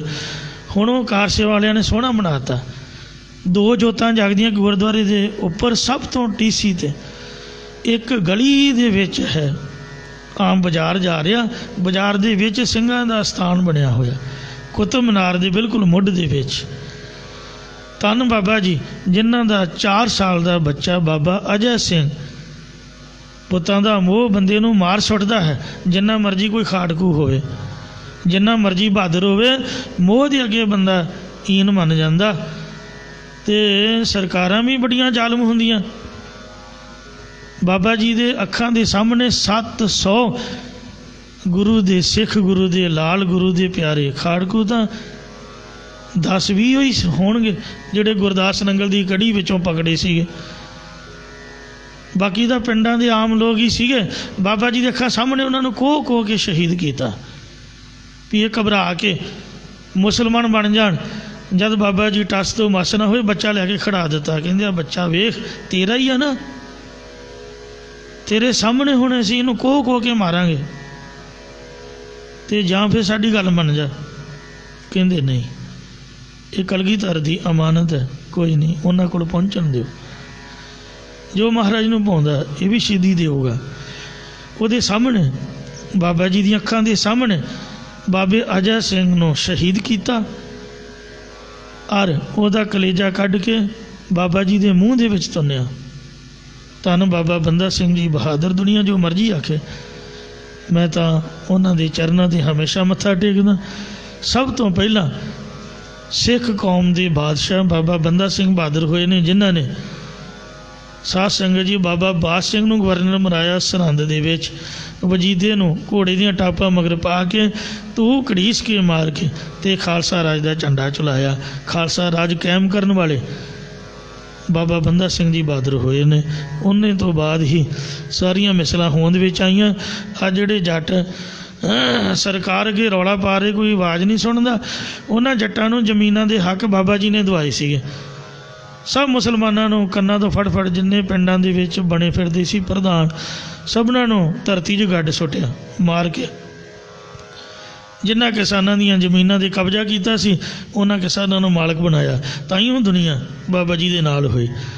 ਆਏ ਤਾਂ 5 ਸਿੰਘਾਂ ਨਾਲ ਹੀ ਸਨ ਹਜੂਰ ਸਾਹਿਬ ਤੋਂ। ਇੱਥੇ ਚੰਗੀ ਤਗੜੀ ਫੌਜ ਕਿਸਾਨਾਂ ਦੀ ਉਹ ਬਣ ਗਈ ਸੀ। ਏਡੇ ਵੱਡੇ ਜੰਗ ਪਬਲਿਕ ਦੀ ਮਦਦ ਤੋਂ ਬਗੈਰ ਨਹੀਂ ਹੋ ਸਕਦੇ। ਸੋ ਬਾਬਾ ਜੀ ਨੇ ਜਿੰਨਾ ਵੀ ਧਨ ਲੁੱਟਿਆ ਮੁਸਲਮਾਨਾਂ ਦਾ, ਸਭ ਉਹਨਾਂ 'ਚ ਵੰਡ ਦਿੱਤਾ, ਕਿਉਂਕਿ ਉਹਨਾਂ ਦਾ ਇਕੱਠਾ ਕੀਤਾ ਸੀ। ਉਹਨਾਂ ਨੇ ਸਭ ਜ਼ਮੀਨਾਂ ਦੇ ਹੱਕ ਹਕੂਕ ਕਿਸਾਨਾਂ ਨੂੰ ਦਿਵਾਏ। ਇਸ ਤਰ੍ਹਾਂ ਉਹ ਮੋਹ ਤੋਂ ਰਹਿਤ ਹੁੰਦੇ ਨੇ। ਸੂਰਮ ਗਤੀ ਗੁਰੂ ਪੁਣਾ ਮੋਹ ਦੇ ਵਿੱਚ ਨਹੀਂ ਹੁੰਦਾ।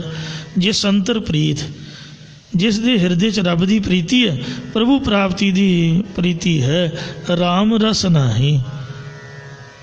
ਪਰਮੇਸ਼ਰ ਦੀ ਪ੍ਰਾਪਤੀ ਦਾ ਜਿਹੜਾ ਆਨੰਦ ਹੈ ਉਹਨਾਂ ਦੇ ਹਿਰਦੇ ਵਿੱਚ ਹੀ ਹੁੰਦਾ।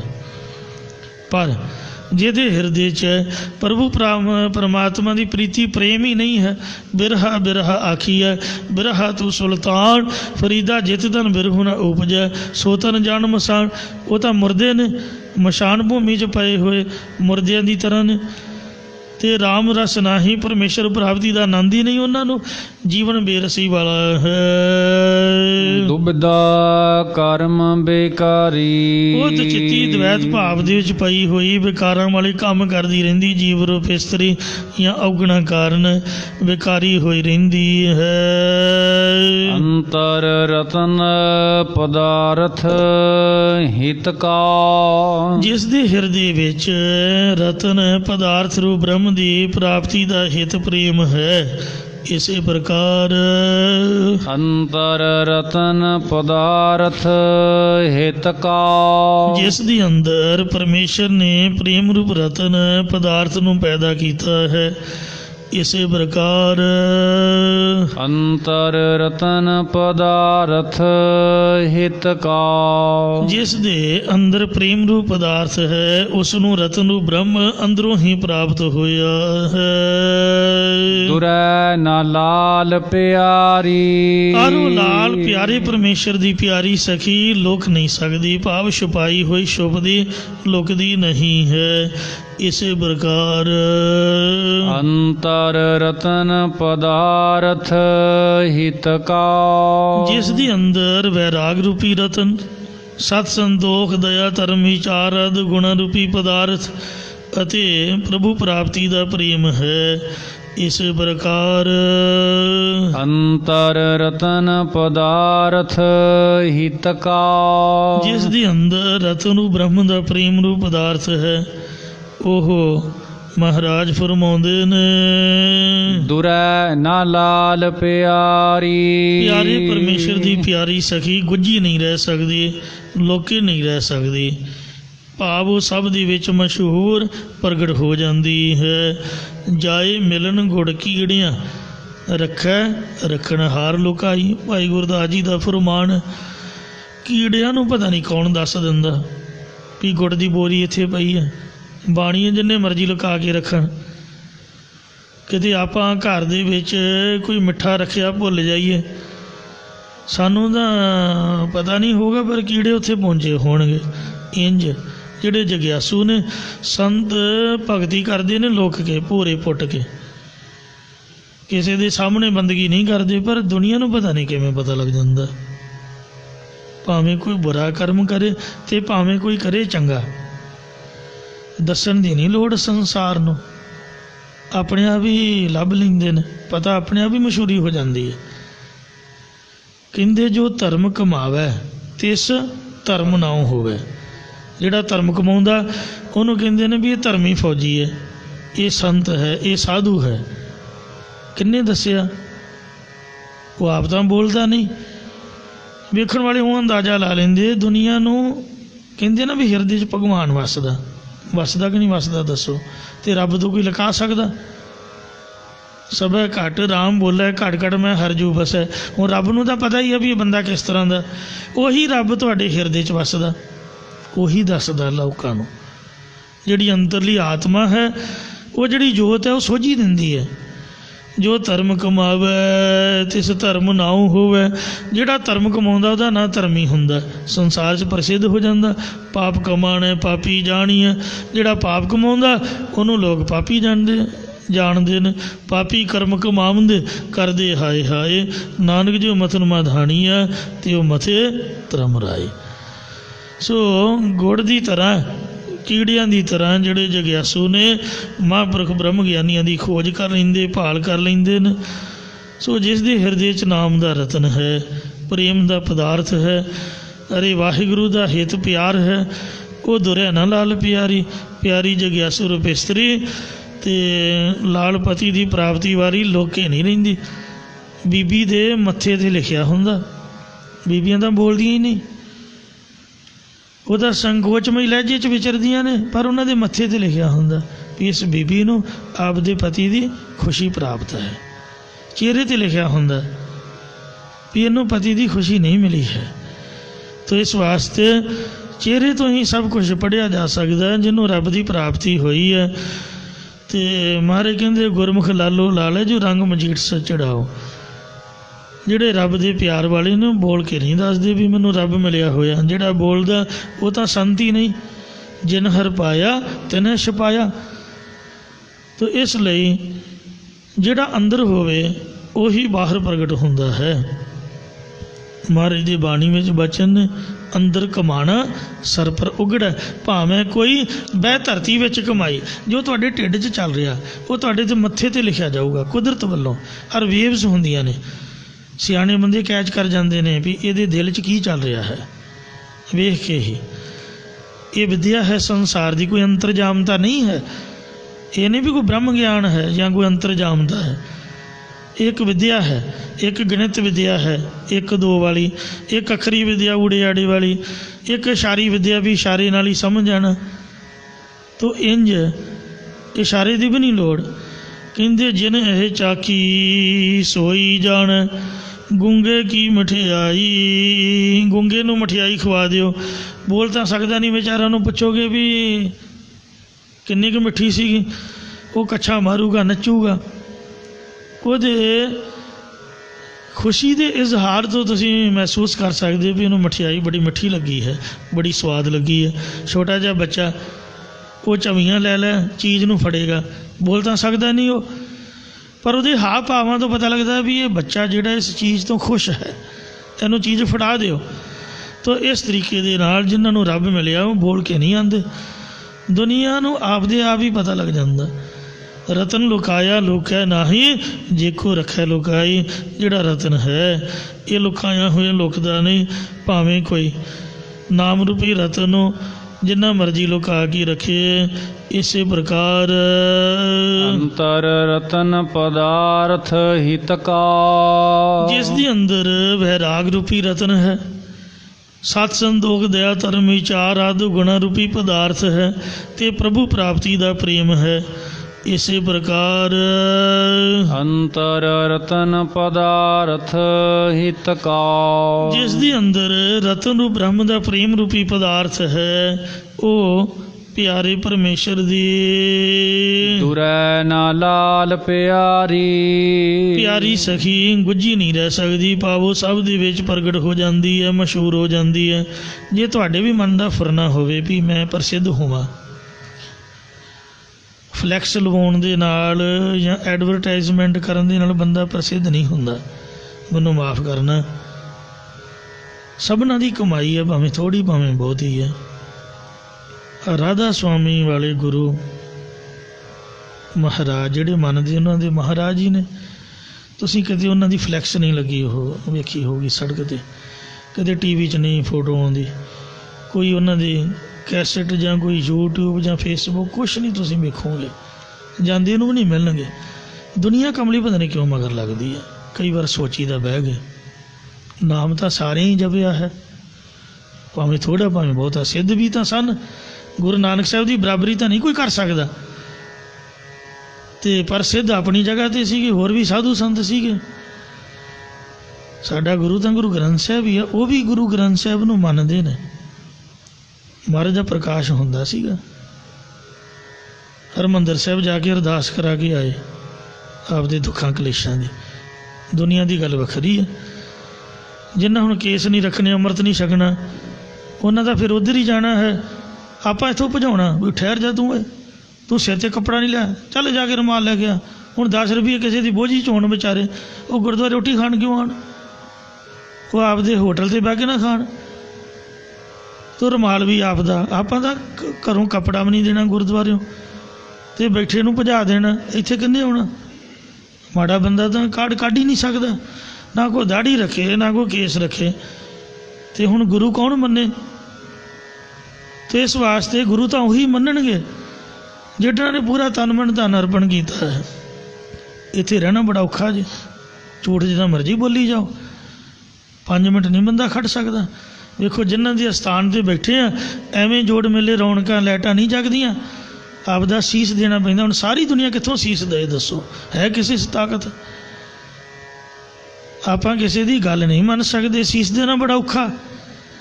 ਤੋ ਕਮਾਈ ਮੇਰੇ ਕਹਿਣ ਦਾ ਮਤਲਬ ਹੈ ਵੀ ਸਭਨਾਂ ਦੀ ਹੈ। ਜਿਹੜੀ ਮਸ਼ਹੂਰੀ ਹੈ ਉਹ ਨਾਮ ਜਪਣ ਨਾਲ ਹੁੰਦੀ ਹੈ। ਤੁਸੀਂ ਵੀ ਆਪਦੀ ਪੂਜਾ ਕਰਾਉਣੀ ਚਾਹੋ, ਮਸ਼ਹੂਰੀ ਪ੍ਰਸਿੱਧ ਹੋਣਾ ਚਾਹੋ, ਅਤੇ ਮਹਾਰਾਜ ਨੇ ਸੁਖਮਨੀ ਸਾਹਿਬ 'ਚ ਲਿਖ ਕੇ ਦਿੱਤਾ, ਪੱਕੀ ਗਰੰਟੀ ਹੈ। 8 ਪਹਿਰ ਜਨ ਹਰ ਹਰ ਜਪੈ, ਹਰ ਕਾ ਭਗਤ ਪ੍ਰਗਟ ਨਹੀਂ ਛਪੈ। ਉਹ ਲੁਕਦਾ ਹੀ ਨਹੀਂ, ਲੁਕਾਇਆ ਹੋਇਆ। ਅਤੇ ਪ੍ਰਸਿੱਧੀ ਵਾਸਤੇ ਫਲੈਕਸਾਂ ਦੀ ਕੋਈ ਲੋੜ ਨਹੀਂ, ਉਹ ਆਪਣੇ ਆਪ ਹੀ ਪ੍ਰਸਿੱਧ ਹੋ ਜਾਂਦਾ। ਇਹ ਗੱਲ ਵੱਖਰੀ ਹੈ ਵੀ ਜੇ ਬੰਦੇ ਦਾ ਦਿਮਾਗ ਫਿਰ ਪੁੱਠਾ ਘੁੰਮ ਜਾਏ ਤਾਂ ਫਿਰ ਉਹ ਟਰਨ ਹੀ ਹੈ। ਜੇ ਯੂ ਟਰਨ ਮਾਰ ਲਈ ਫਿਰ ਪਛਾਣ ਨੂੰ ਆ ਗਿਆ, ਗਾਂਹ ਨੂੰ ਤੁਰਿਆ ਗਿਆ, ਅਤੇ ਬ੍ਰਹਮ ਲੋਕ 'ਚ ਪਹੁੰਚ ਜਾਏਗਾ। ਪਹੁੰਚਣ ਵਾਲੇ ਭਾਗਾਂ ਵਾਲੇ ਹੁੰਦੇ ਨੇ, ਨਹੀਂ ਤਾਂ ਰਸਤੇ ਵਿੱਚ ਰਹੇ ਹੋਏ ਲੋਕ ਕਈ ਤੁਹਾਨੂੰ ਮਿਲਣਗੇ। ਬਾਬਾ ਦੀਪ ਸਿੰਘ ਸਾਹਿਬ ਦੀ ਜਿਹੜੀ ਜੀਵਨੀ ਹੈ ਉਹ ਆਮ ਬੰਦੇ ਦੀ ਨਹੀਂ ਹੋ ਸਕਦੀ। ਇਹ ਪਹੁੰਚੀਆਂ ਹੋਈਆਂ ਰੂਹਾਂ ਨੇ, ਬਾਕੀ ਤਾਂ ਸਭ ਰਾਹ 'ਚ ਬੈਠੇ ਹੋਏ ਨੇ। ਤੋ ਇਸ ਵਾਸਤੇ ਮਹਾਰਾਜ ਕਥਨ ਕਰਦੇ ਹਨ ਕਿ ਉਹ ਪਿਆਰੀ ਪਰਮੇਸ਼ਰ ਦੀ ਜੋ ਬ੍ਰਹਮ ਗਿਆਨ ਰੂਪ ਇਸਤਰੀ ਹੈ ਉਹ ਪ੍ਰਸਿੱਧ ਹੋ ਜਾਂਦੀ ਹੈ। ਨਾਨਕ ਗੁਰਮੁਖ ਨਾਮ ਅਮੋਲਕ। ਸਤਿਗੁਰੂ ਮਹਾਰਾਜ ਕਥਨ ਕਰਦੇ ਕਿ ਉਹ ਗੁਰਮੁਖ ਸਖੀ ਮੁਖੀ ਗੁਰਾਂ ਦੁਆਰਾ ਪਰਮੇਸ਼ਰ ਦੇ ਅਨਮੋਲ ਮੁੱਲ ਤੋਂ ਰਹਿਤ ਨਾਮ ਨੂੰ ਧਾਰਨ ਕਰਕੇ ਜੁਗ ਜੁਗ ਅੰਤਰ ਧਾਰੀ। ਜੁਗਾਂ ਜੁਗਾਂ ਦੇ ਵਿੱਚ ਹਿਰਦੀ ਦੇ ਅੰਦਰ ਧਾਰਨ ਕਰਕੇ ਰੱਖਦੀ ਹੈ। ਜਾਂ ਇਸੇ ਪ੍ਰਕਾਰ ਨਾਨਕ ਗੁਰਮੁਖ ਨਾਮ ਅਮੋਲਕ। ਜਿਸ ਨੂੰ ਮੁਖੀ ਗੁਰਾਂ ਨੇ ਪਰਮੇਸ਼ਰ ਦਾ ਅਮੋਲਕ ਨਾਮ ਅੰਮ੍ਰਿਤ ਦੇਣਾ ਕੀਤਾ ਹੈ, ਉਹ ਜੁਗਾਂ ਜੁਗਾਂ ਦੇ ਅੰਦਰ ਜੁਗ ਜੁਗ ਅੰਤਰ ਧਾਰੀ। ਜੁਗਾਂ ਜੁਗਾਂ ਦੇ ਅੰਦਰ ਪਰਮੇਸ਼ਰ ਦੇ ਨਾਮ ਨੂੰ ਹਿਰਦੇ 'ਚ ਧਾਰਨ ਕਰਕੇ ਵਸਾ ਕੇ ਰੱਖਦੀ ਹੈ। ਸਤਿਗੁਰੂ ਮਹਾਰਾਜ ਦੀ ਕਿਰਪਾ ਹੋਈ ਹੈ। ਇੱਥੇ ਸ਼ਬਦ ਸੰਪੂਰਨ ਹੋਇਆ ਹੈ ਜੀ। ਭੁੱਲਾਂ ਚੁੱਕਾ ਖਿਮਾ ਕਰਨੀਆਂ, ਅੱਗੇ ਤੋਂ ਸਮਤ ਬਖਸ਼ਣੀ।